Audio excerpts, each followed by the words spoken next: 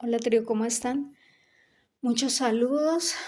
Hoy en el momento del eclipse anular de sol iba a transmitir, pero en el sitio donde estoy arreció muchísimo la lluvia y fue un poco, digamos, especial el clima.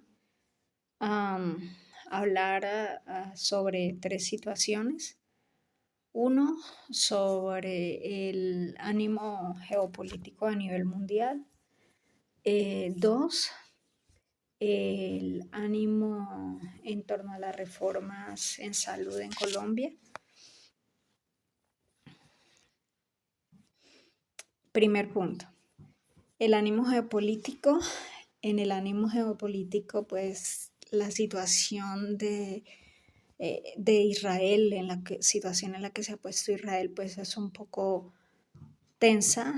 Es Israel contra el mundo y pues no deja de ser un mal precedente que hubiesen tomado esta decisión, máxime que se esperaba mucho y se espera mucho que para fin de año, cuando en Europa, en los países donde hay estaciones en el norte, sobre todo empieza el invierno. Ahora fin de año, pues con esas incertidumbres, pues el invierno va a arreciar muchísimo más. Por tanto, un buen clima para asegurar abastecimientos desde países como Colombia, aumentar el nivel de exportaciones para ellos frente a las expectativas climáticas en torno al nivel de belicosidad, pues que hasta ahora se ve sin control por parte de los países a favor de Israel. Están en un momento, en un conflicto bastante eh, apremiante, delicado. Un país que exporta armas, que tiene de los mayores escudos de protección contra todo tipo de armas a nivel mundial. Y vemos que esto es algo supremamente peligroso, supremamente delicado, porque nunca se esperaba que un país fuera a utilizar su potencial de tal forma a atacar a sus vecinos de manera cíclica, de una forma escabrosa, y a raíz de ello pues afecta, es una zona de gran tránsito a nivel de estrechos o canales eh, para conectar al continente americano rápido con rutas hacia el continente asiático, hacia el continente mm, europeo. Y estos conflictos, pues, de una u otra forma afectan el tránsito, ralentizan el tránsito y por lo tanto, pues, quiéralo o no, nos estamos viendo afectados. Algo adicional en que nos ha afectado geopolíticamente es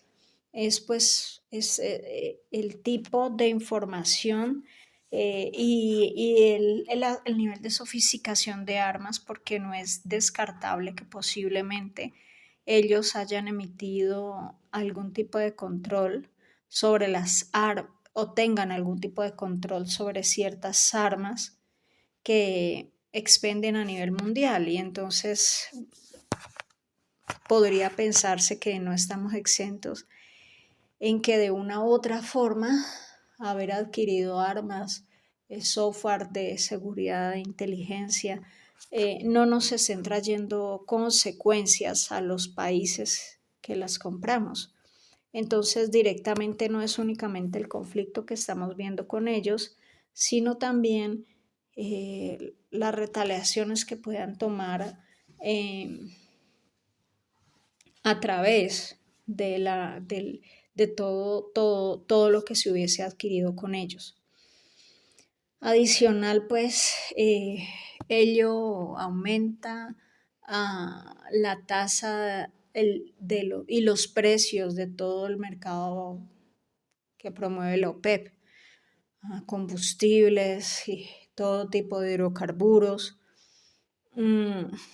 podría ser algo favorable para Latinoamérica, pero en el marco y en la lógica de la economía colombiana no va a ser algo favorecedor, sino algo que nos costará a mediano plazo, en un corto, mediano plazo cercano, una pérdida en la forma en que estamos movilizando y aprovechando este tipo de oportunidades. No estamos teniendo, no se ve desde Colombia una adecuada integración en lo geopolítico para este tipo de asuntos. Se ve una Colombia sola, una Colombia que no está reaccionando, no está interesada en reaccionar preventivamente, y por lo tanto, pues no podríamos decir que estamos actuando apropiadamente, porque fuera de la estereotipada y emocional conducta que está sucediendo en Colombia, que no es tan favorable, estamos también viendo que eso nos está absorbiendo y no nos está permitiendo brillar y proyectarnos como nosotros o algunos analistas hemos previsto. Y ya en el segundo asunto, sobre todo esto en que viene impactando, en este momento tenemos una reforma apropiada y que es la reforma pensional tramitada durante el gobierno actual, una muy buena iniciativa, con mucho esfuerzo, eso sí, desde el punto de vista financiero, costos, absolutamente todo, pero pasó del ruidismo y ser manejado como un ruidismo, el trámite ante la rama del poder que lo aprueba, que es la rama correspondiente al poder el poder congresional. Y sobre esto pues pasó a un silencio institucional. No se siguió promoviendo con el dinamismo que se esperaba todo el trámite a la reforma. Secundario a esto, o impactado secundariamente por todo el convulso eje comunicante que obligatoriamente quiere hacer el Congreso en su línea reformista. Entonces, se ve que si no pasan las otras reformas que se están tramitando a posterior a ella, entonces la reforma pensional no se le dará el trámite y no se dará con el trámite y la veloz celeridad que se requiere. Y eso nos ocasiona más riesgos, más problemas desde todo punto de vista, y ya no los está ocasionando. Y por lo tanto, el presupuesto, todas las medidas fiscales, pues quieranlo o no, podrían aprovechar ello para forzar aún más la economía, algo que no es tan interesante que sucediese, porque entre menos tensión haya para el trámite de todas las lógicas que confluyen para que un país tenga un buen y saludable ejercicio, pues entre menos tenso suceda todo, es muchísimo mejor. Pero estamos ante una lógica totalmente diferente y distante de ello. Y esto está produciendo impacto en muchos sectores que están absorbiendo esas tensiones gestionando esas expresiones tan emocionales y convulsas que no se detienen. Llevamos 2 años de un ejercicio muy convulso, lo cual no ocasiona sino un estado sórdido y por secundario a todo ese ruidismo. Por ejemplo, ya no hay buen clima para el trámite, a pesar de que se necesiten reformas o ajustes en lo laboral, en la salud, actualizar el sistema de justicia para paz total, para todos estos cambios que el país, en el cual el país está. Pero no existe el ánimo por la fuerza y el contraejercicio tipo boomerang con el que actúa el gobierno. Actúa en un efecto rebote todo el tiempo y entonces eso mismo ensordece y enceguece su gestión. Al tiempo, muchas reformas por la forma tan eh, orangutanesca y cargada de adefesios con la cual están procediendo en el trámite congresional las iniciativas de gobierno, sobre todo las reformas, demoran más en el trámite para decantar de tanto accesorio nefasto. Demora mucho el trámite, casi que se ralentiza porque tienen que llevar todo muy al detalle, de una forma muy fina para no aprobar actos que se podrían entender como corruptos, legalizar actos corruptos. Sobre todo, por ejemplo, es muy evidente lo que pasó ya con la reforma a la salud, que se cayó por lo mismo. La reforma al laboral está cursando con lo mismo y resulta apropiado más bien en materia costo efectiva de tiempos del Congreso, del tiempo de cumplimiento del plan de desarrollo, que se realizase vía decretos, no decreto presidencial, por decreto presidencial aprobar tributaria, aprobar ley de financiamiento, reforma laboral, reforma a la salud, sería completamente nefasto. Sería un terminar de ahogarse el gobierno, verse abocado a esa opción sería olvidar su carácter democrático y constitucional y pasar a ser un ejercicio autócrata. Así es como yo lo interpreto. Si no tiene el apoyo de todos, simplemente hace oídos sordos y se limita a aprobar lo que tiene pensado, y ello no es sano. Adicional a esto, se está desmontando se desmontaron tantos orangutanes de las dos reformas que acabo de indicar, que resultan en sutiles medidas que hubiesen sido simple y llanamente aprobadas no como reforma, sino como un trámite congresional convencional.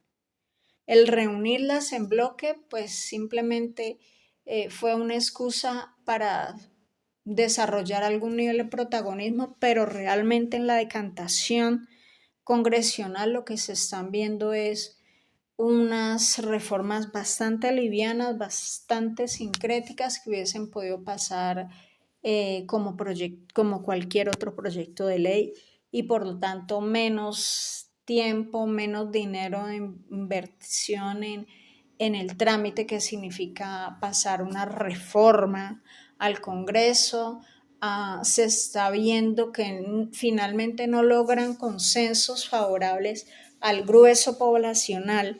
Cuando una de las reformas pasa el consenso gremial, no pasa el consenso social, o si pasa el consenso social, no pasa el consenso gremial.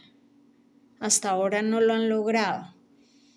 Ahora bien, el consenso social se obtiene mediante ejercicios de presión, manifestaciones, paros, lo cual está resultando bastante costoso.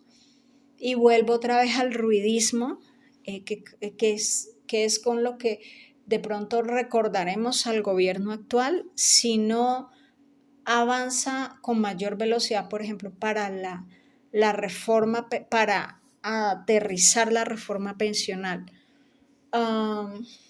Y sobre las otras medidas, pues ya va terminando este tercer año de gobierno Gustavo Petro, o bueno, la mitad del 2 años más medio año, 2 años y medio, y se ve exagerado ruidismo, se ve que no logran trascender situaciones y todo lo vuelven conflicto, todo lo vuelven tensión, todo lo vuelven aparentemente actos mediáticos y acabamos de graduarnos como un país que no sabe manejar la información, que le cuesta trabajo manejar la información, con afectaciones a nivel de todos los sectores, sobre todo el sector social, ejemplo lo que yo les he comentado en redes que me ha sucedido, y es algo nefasto porque es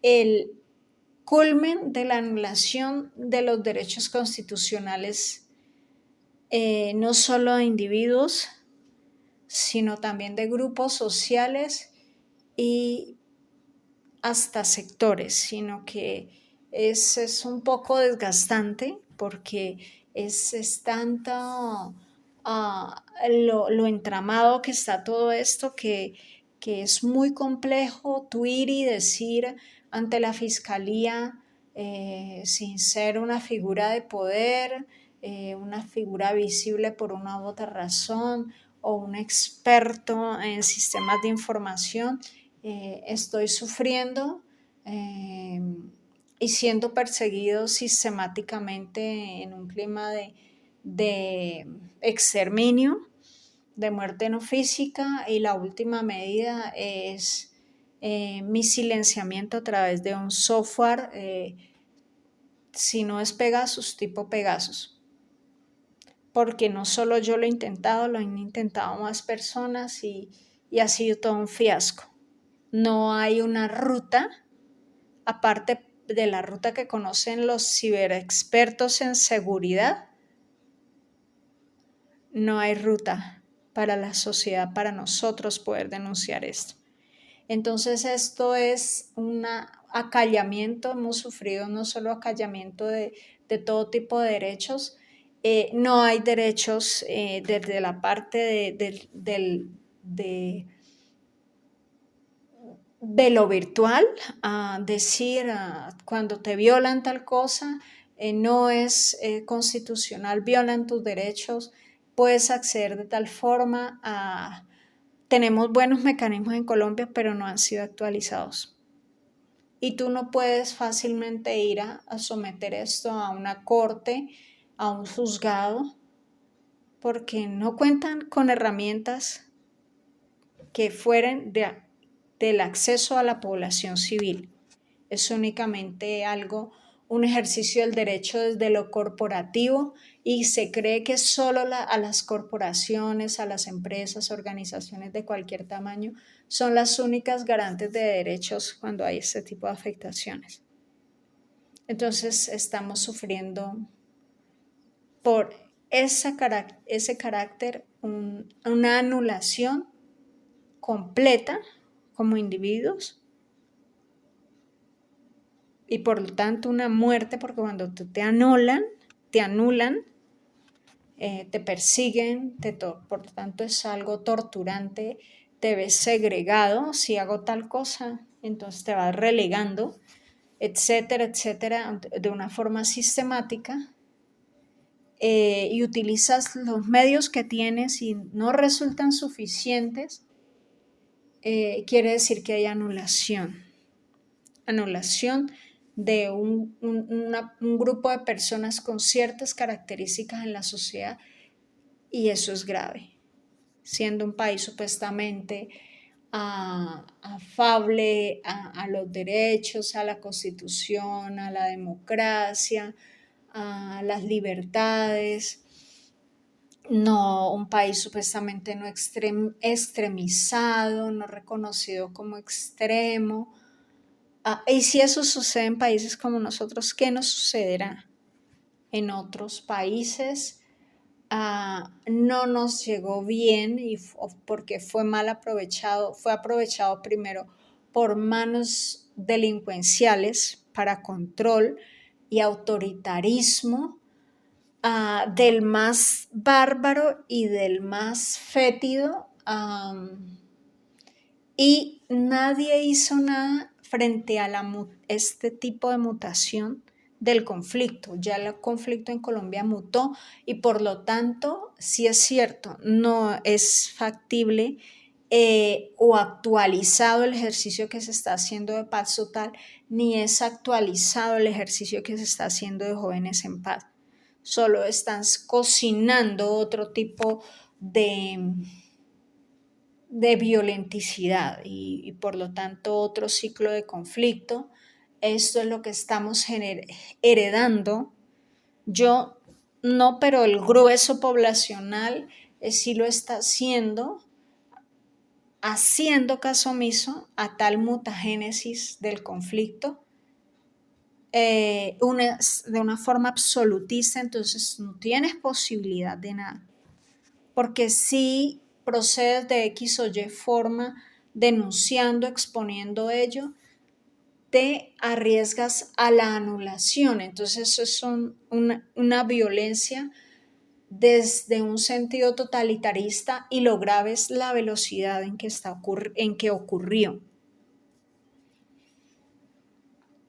Y por lo tanto, pues ya nos están empezando a catalogar como un país dentro de ese grupo de nuevos tipos de conflictos, que tiene ese tipo de conflictos, y nunca olvidaremos eso del gobierno de Gustavo Petro, porque fue quien obligó sistemáticamente a que eso ocurriera desde que estaba en campaña. Y lo advertimos por una u otra medida, pero antes de resultar el escogido como dignatario ya se comportaba de manera irracionalmente absolutista, su equipo de trabajo lo hizo y lo desplegó completamente en su periodo de gobierno, y todavía nadie legisla al respecto, y eso es lo grave. No reconocen, están sordos, ciegos y mudos frente a todo esto que está ocurriendo, y eso es lo más peligroso que nos está sucediendo en este momento, porque nos tienen completamente desnudos ante un fenómeno que todavía ni siquiera se concibe, porque ni siquiera se permite eso. Nunca en lo que he analizado de conflicto como estratega para hacer el video de hoy, había visto un fenómeno como el actual, un fenómeno tan violento, tan totalitarista, que únicamente se ve en países extremos, y de ninguna opción. Nosotros tenemos cualquier cantidad de opciones, pero estamos procediendo como un país tipo Sudáfrica cuando fue el apartheid, que no da opciones a sus pobladores, sino de ser de uno u otro bando. Y ahora no hay ni siquiera casi posibilidad de tener dos bandos. Entonces esto es de unas dimensiones y todo el mundo está haciendo oídos sordos, oídos sordos. Los actores que pueden y las figuras y los sistemas que pueden tomar cartas en el asunto no lo quieren hacer. Y eso es lo grave que están desconociendo, como dije. Esto me siento toda más estupefacta, más estúpida, más traicionada, porque fueron más de 2 décadas en las cuales promoví, favorecí y participé en muchos ejercicios, cientos de ejercicios para ayudar a desescalar el conflicto y reentender a los actores, y ya los actores tiraron la toalla. Ya no son actores, sino que están haciendo caso omiso. No quiero comprometer en el fondo a ninguno porque pues es peor la situación que se le pueda avecinar a uno, pero queda uno estupefacto con el desistimiento de los actores para actuar y ayudar a repeler y protegernos, ellos que saben qué es lo que está ocurriendo y no están actuando. Entonces, con todo el dolor del mundo, han olvidado, por ejemplo, el ELN se olvidó que es ELN, la segunda Marquetalia olvidó que es segunda Marquetalia, olvidó que el clan del Golfo, que es el clan del Golfo. Están en un ejercicio completamente refractario y eso nunca ocurrió como condición para que en toda la historia del conflicto colombiano los actores pasasen, que tuvieran que desconocer a sí mismos.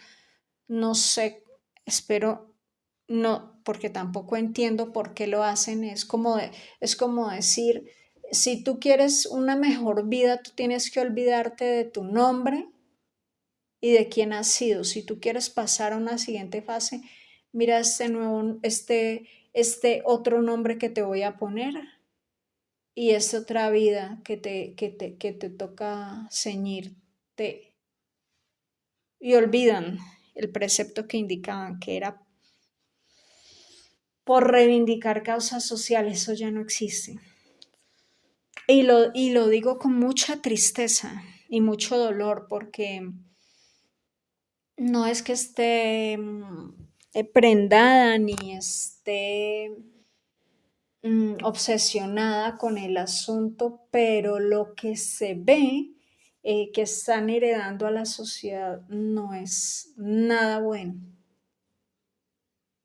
Se eclipsaron en ellos, solo nos importamos nosotros, con nosotros, entre nosotros, y no nos importa las consecuencias que eso tenga para la sociedad. No digo que ellos fueran los salvadores de la sociedad, obviamente no, porque pues son actores desde lo no legal, y ellos pues tienen sus lógicas, tienen sus objetivos, pero no hay se perdió la humanización en el conflicto.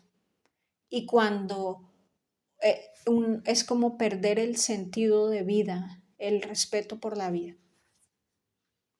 eh, pero de otra lógica. Tan así que estamos viendo en este momento un aumento en la criminalidad juvenil. Y lo normal es que pues la criminalidad se desarrolle en etapas adultas de la sociedad, no en etapas jóvenes. Y esto es supremamente peligroso. Nadie está actuando. ¿Por qué? Uno, porque de pronto ya no les importa. Dos, debe serles más rentable porque los actores son lastimosamente así.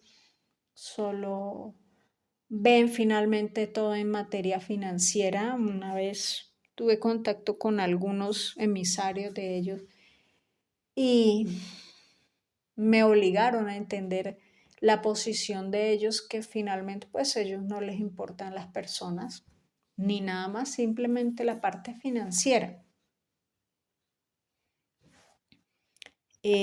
Ni todas las condiciones extremas a las cuales eh, se someten incluso ellos mismos, simplemente lo que únicamente no les interesa afectar es su músculo financiero.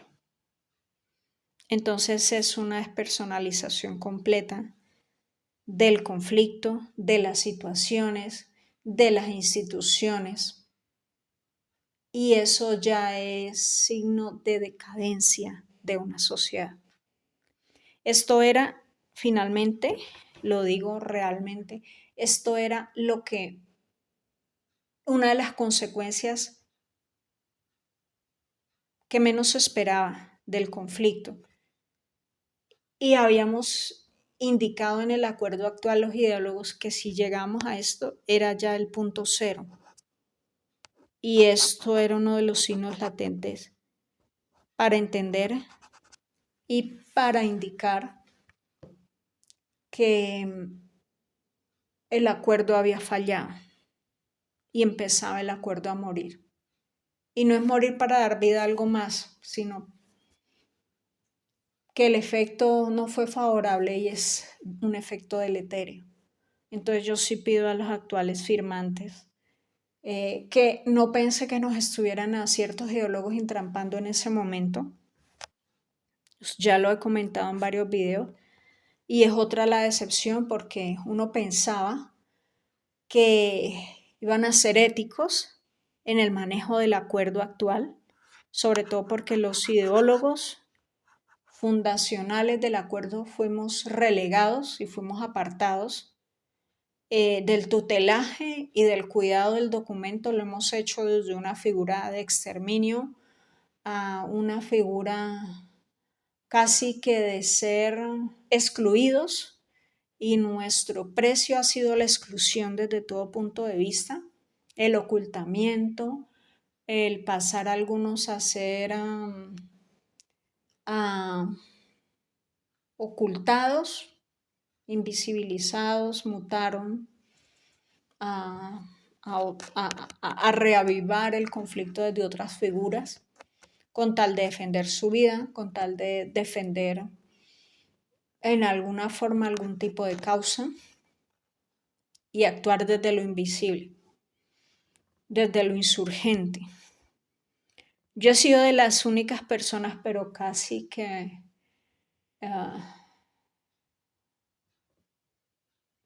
es con muerte no física, y les digo, no es fácil salir adelante en muerte no física.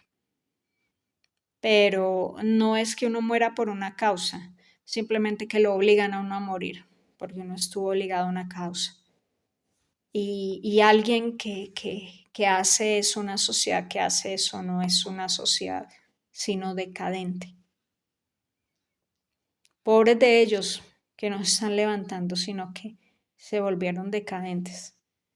Espero que recuerden qué significa en modo paz y que en modo paz es mejor, porque por la vida, en vida y por la vida.